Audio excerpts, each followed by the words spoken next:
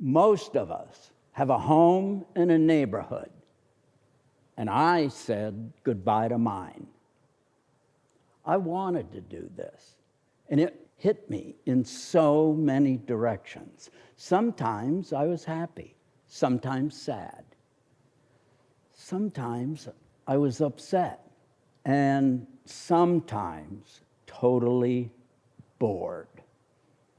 The home I said goodbye to is the one I lived in for 30 years. This house has 4 bedrooms, an attic, and a big old basement. My wife, Molly, 2 daughters, 5 cats, 1 dog, and I lived there. Keeping that old house up to date was a full-time job, and it was always smiling at me.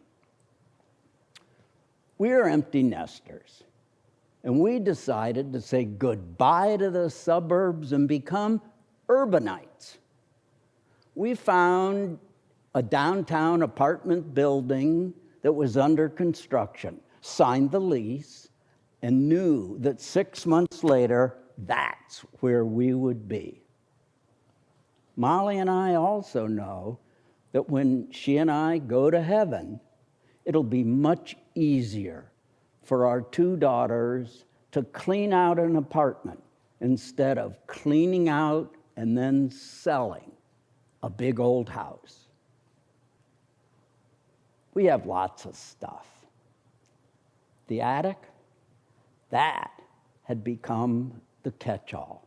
It was filled with bins and boxes of memories and nostalgia. We were never hoarders, but over time, all of the closets, cupboards, and bureaus in every room, including the basement, were filled to the brim. The garage became the staging area. I hired a couple of able-bodied young men to attack, you guessed it, the attic. They would climb up 3 sets of stairs, grab some boxes downstairs out the front door, and put them in the garage. Our cars were abandoned to the street. For me, opening up my boxes, I was like a kid at Christmas. I was rediscovering treasures. Oh my gosh, there it is. I wonder what had happened to it. And I was deciding which things were going to move into the new apartment. It ended up with 1 box for Charlie and tons of boxes for Molly. And I was feeling a little sad saying goodbye. For the 2 daughters, it was a tedious cell phone review system. I would open up their boxes, take a photo of every single thing, and text them. The review system was pretty easy. Thumbs up, keep it. Thumbs down, trash. There were so many thumbs up, I had to rent one of those storage units. And I was happy saying goodbye to their stuff. Photographs. There were lots of photographs, and I knew I'd be saying goodbye to many of them. I took 4 other boxes and labeled them: Charlie, Molly, daughter 1, daughter 2, and friends. I'd grab a photo and quickly toss it in the right box, and most of them I tossed into the trash. Taking out those photos were bringing back all kind of memories, and nostalgia was setting in. Molly was reviewing the furniture and deciding which would make the move. All of the good old comfy ones, they didn't make the list. The 2 daughters wanted a couple of little things, and I lugged those to the storage unit.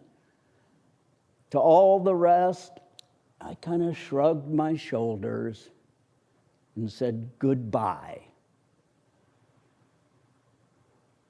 Now, all of this goodbye-ness was keeping me so busy.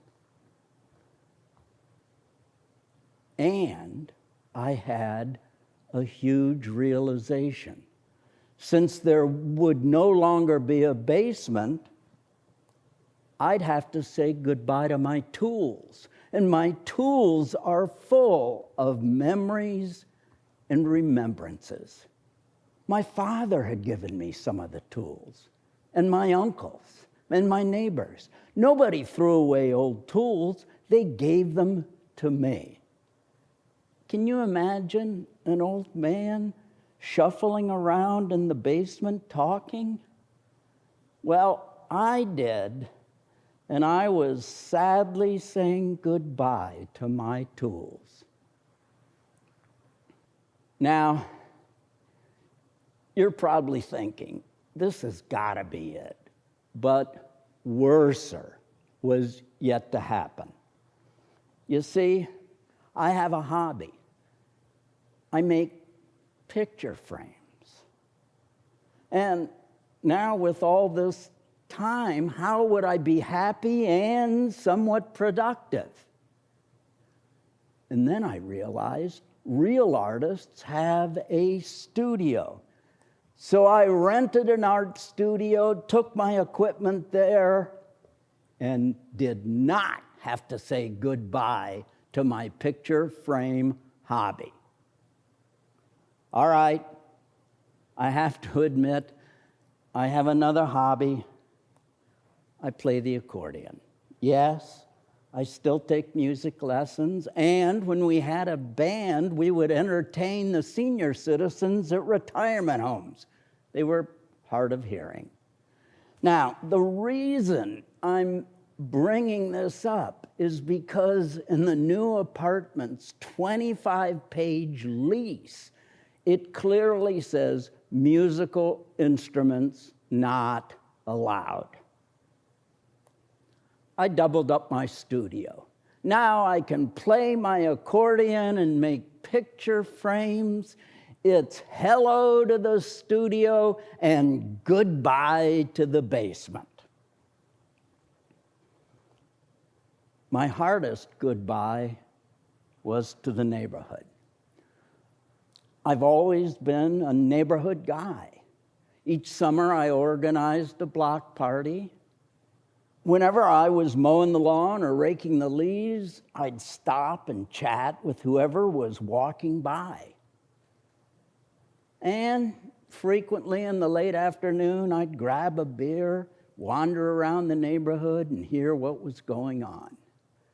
Saying goodbye to that was really hitting. And one of the neighbors still leaves a lump in my throat. She lived right next door, and whenever I'd see her, I'd say, "Hi, what's going on?"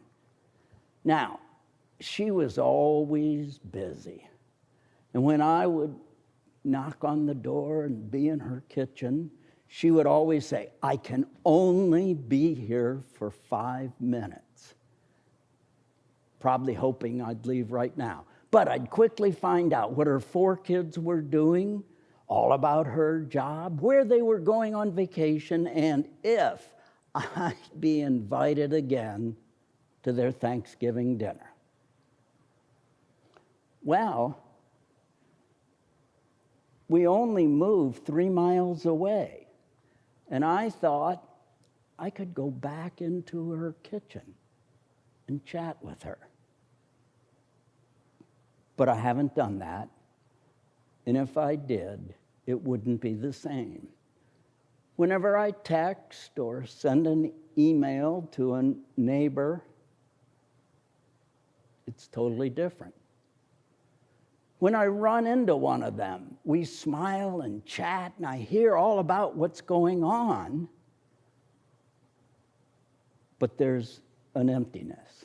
And when I moved into the new apartment, I thought I'd meet all the new neighbors and it'll be just like before. But that hasn't happened. Sometimes, when I'm on the balcony, I'll see someone and we'll chat. But it's not the same. Maybe I'll write one of those books, Moving for Dummies. And if I do, there'll be a big chapter on saying goodbye. I learned a lot, the good, the bad, and the bittersweet. And no one had ever told me I'd be saying goodbye. Well, if sometime you're walking around downtown and you see a tall apartment building and up on the top there's a balcony, and on the balcony someone's there with a beer, that's me. Smile, wave, and be sure to say goodbye.